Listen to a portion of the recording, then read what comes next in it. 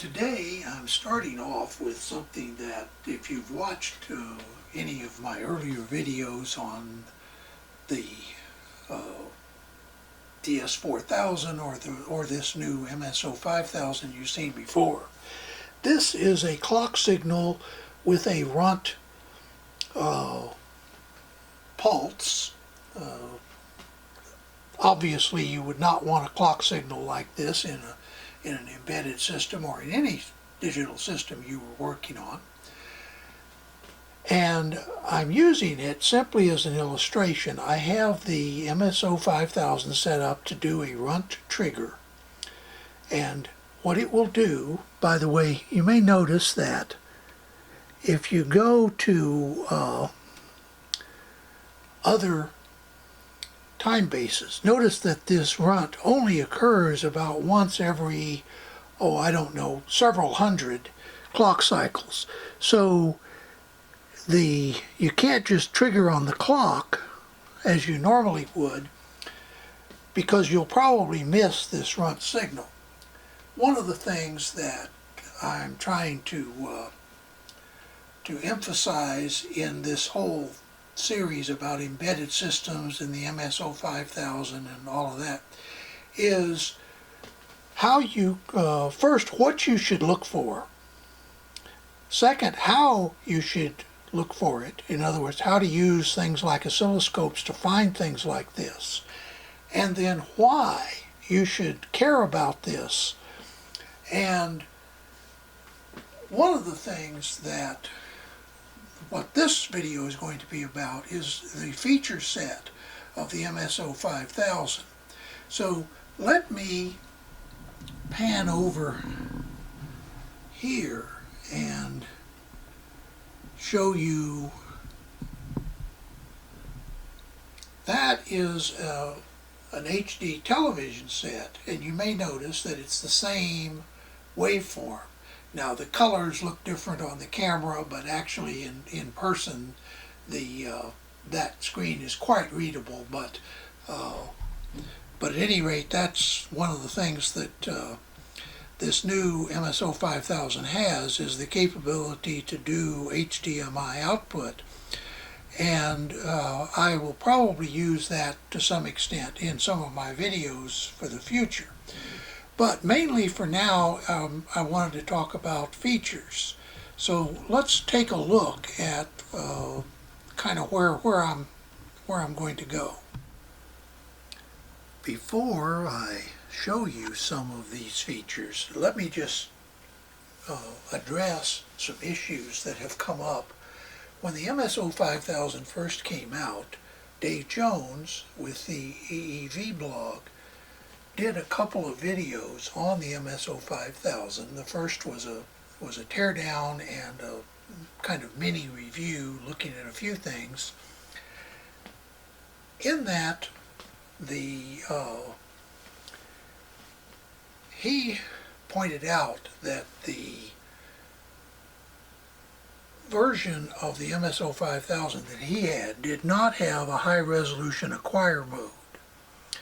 I will assure you that they have added that, and it seems to work fine as far as I can tell. Second thing is, he had some issues with the logic analyzer. Because I do not have the logic analyzer, I can't tell you for sure that those issues have been fixed. And when we get to logic analyzer, at the very bottom, I'll tell you where I intend to go in that direction. So the first issue has been solved, the second one has not. There are other issues that have come up. For example, can you do Bode plots with the MSO5000? The answer is yes. There were early problems with the HDMI output. Those have since been fixed in a firmware upgrade that added HDMI output. The problem is that the early scopes, and by the way, mine had this problem even though it was delivered in 2021, it still had this problem. It would not work in HDMI. But I've updated the firmware, and that fixed the HDMI problem along with a few other issues. Especially caution you, if you're looking for this, look for the 2020 version of the user manual, not the 2018 version. If you go to the Rigol site, in North America it's Rigol NA, but in other parts of the world it might be a different site. Make sure that the one you're getting is the one that has 2020 on the title page, not 2018. So now let's talk about some of the features. Well, one of the things that that this scope has that I have not had in a scope before, although it's been around in a number of other scopes, Keysight and Roden Swartz and Tektronix and so on, and also in some other Rigol scopes, is the touch screen and the function menu. So let me show you that function menu. If you press the icon in the lower left-hand corner,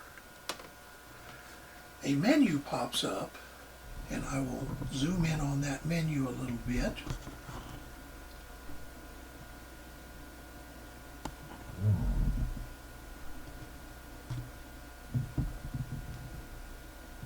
That shows what you have available. Now, one of the things that I have not talked about in this feature list is it does have a very good help system. And if you access the help system with regard to any of these functions, you can learn some things that aren't actually documented in the manual, though most of them are in the manual. But these are things that we'll talk about again in a minute. Things like histogram, cursors. Of course, cursors have been around for a long time. There's a counter, digital voltmeter, pass-fail analysis, a search function.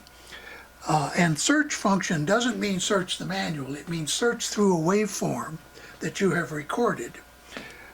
And then next to it is the record function.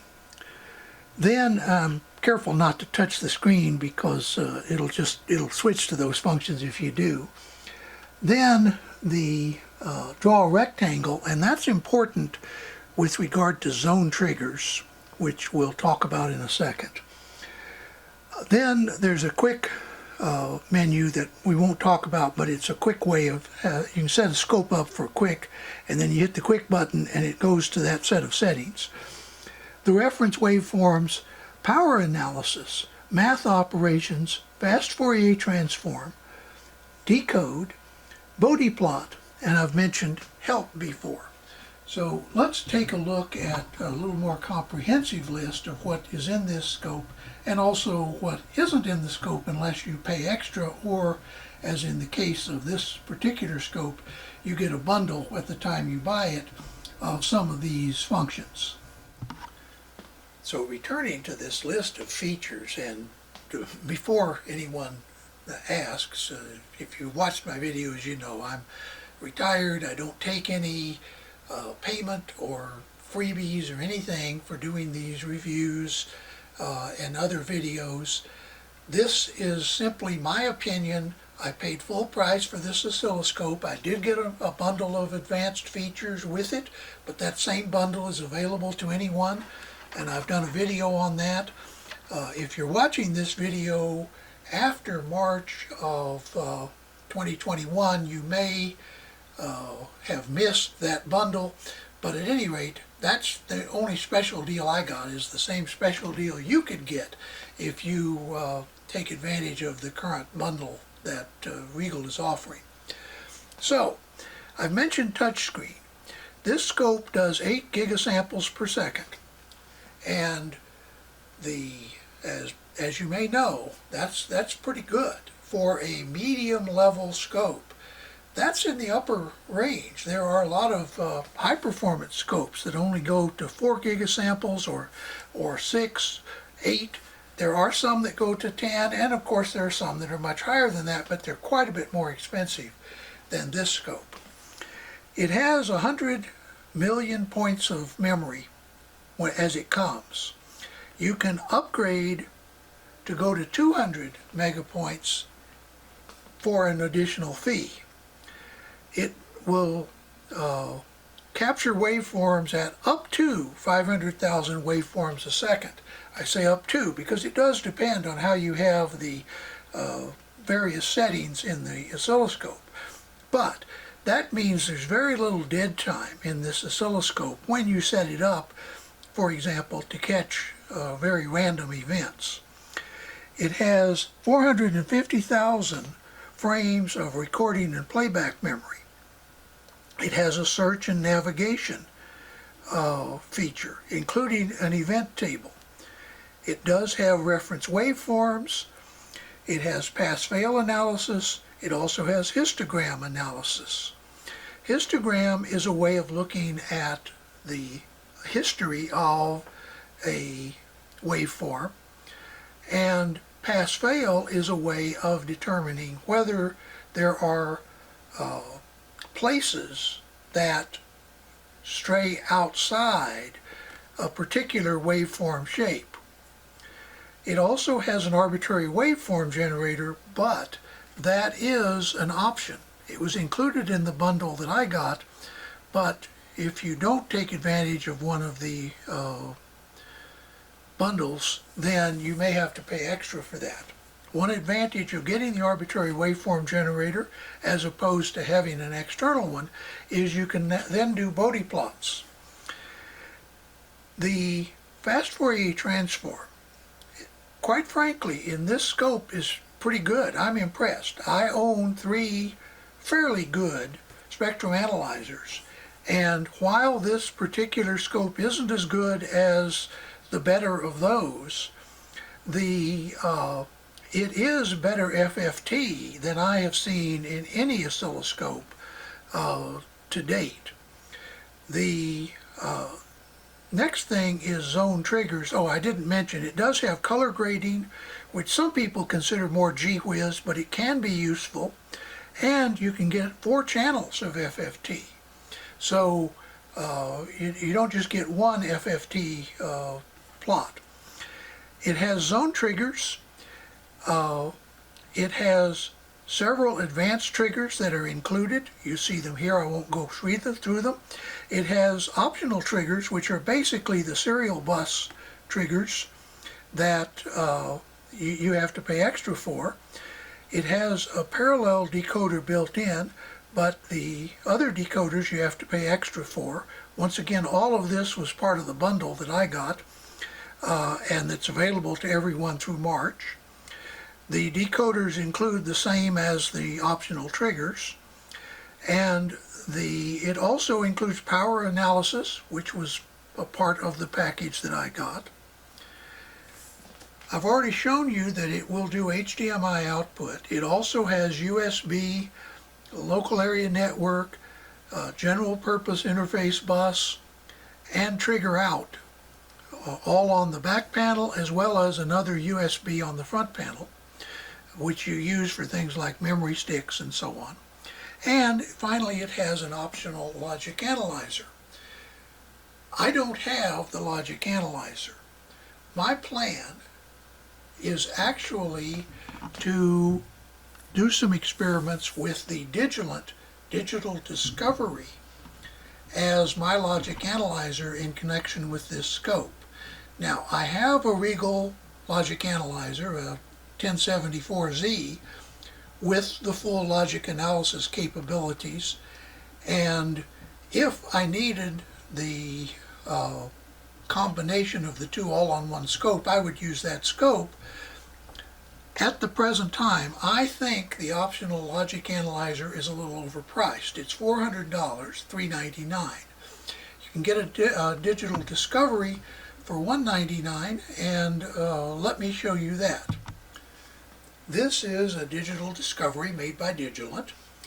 It is basically a fairly good logic analyzer. It can go up to 800 megasamples per second.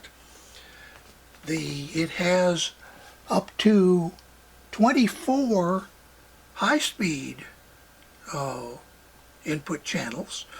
Plus, it also has another group of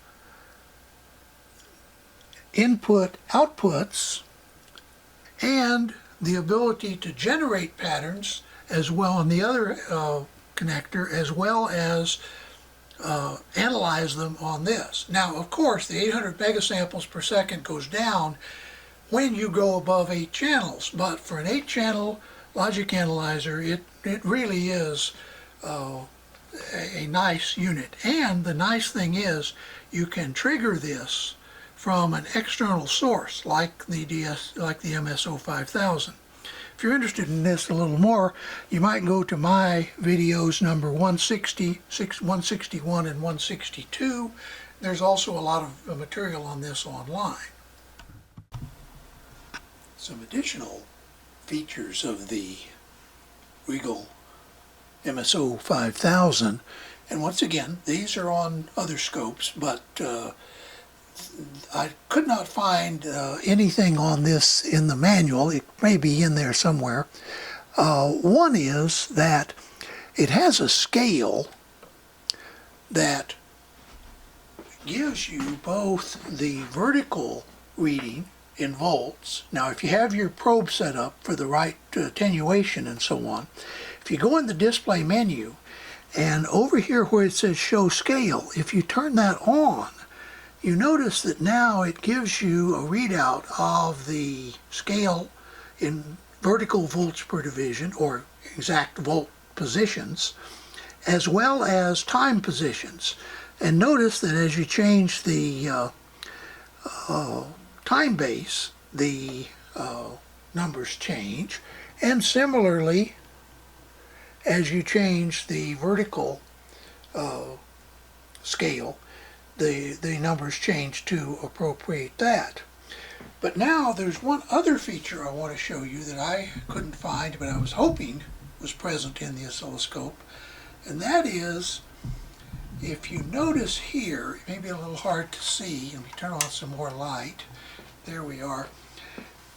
I have plugged in a mouse, and this is just one I had.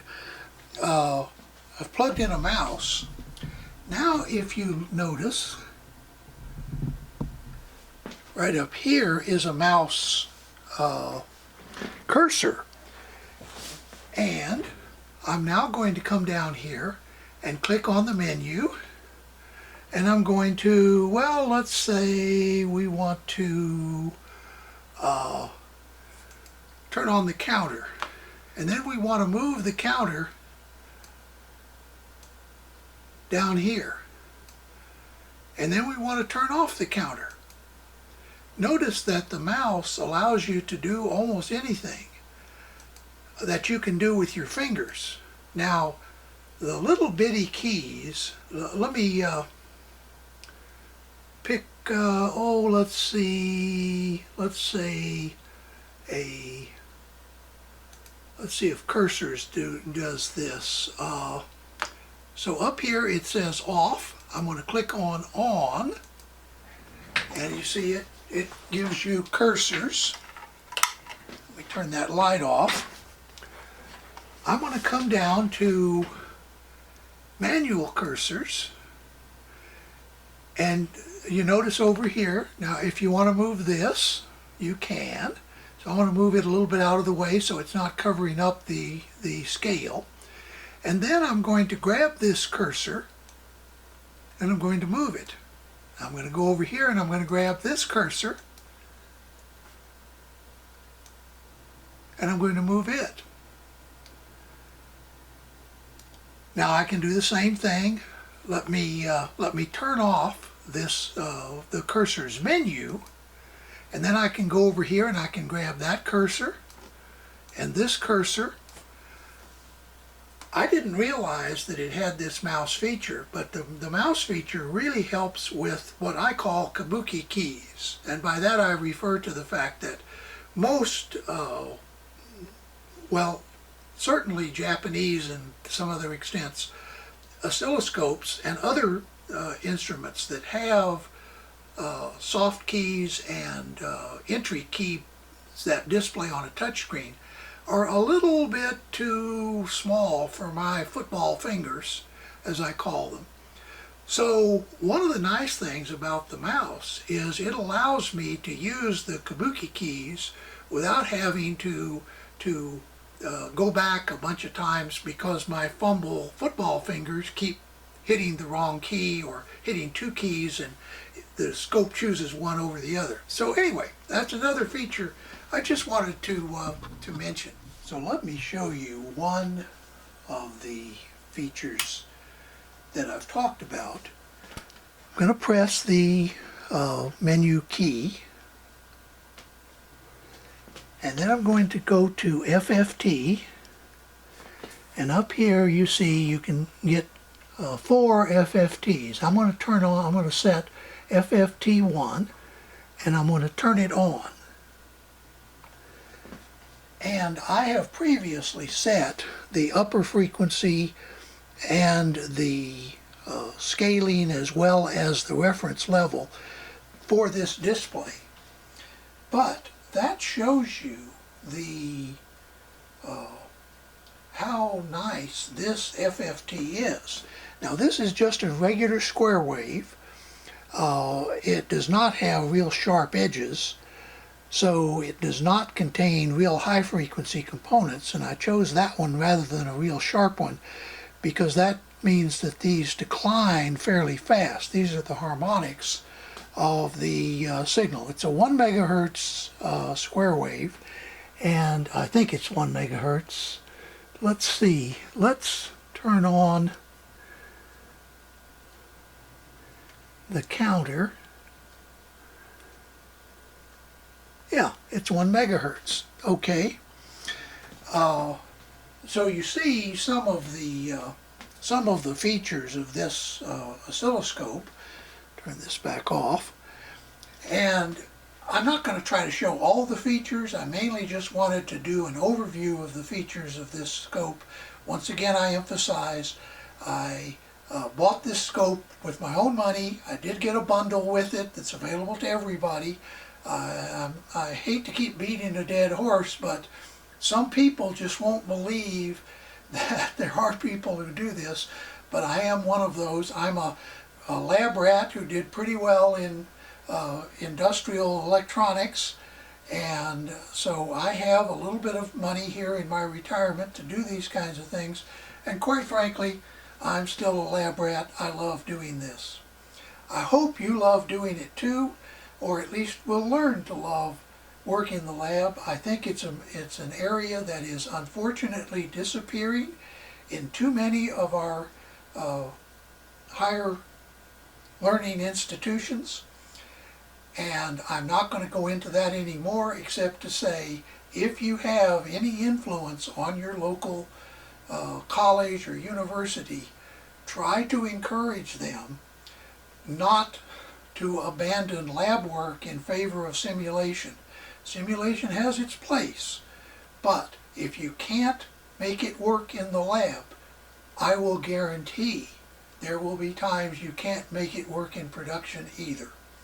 So, no matter how much your simulation says it will work, if you can't make it work in the lab, you've got to go back to square one and start over.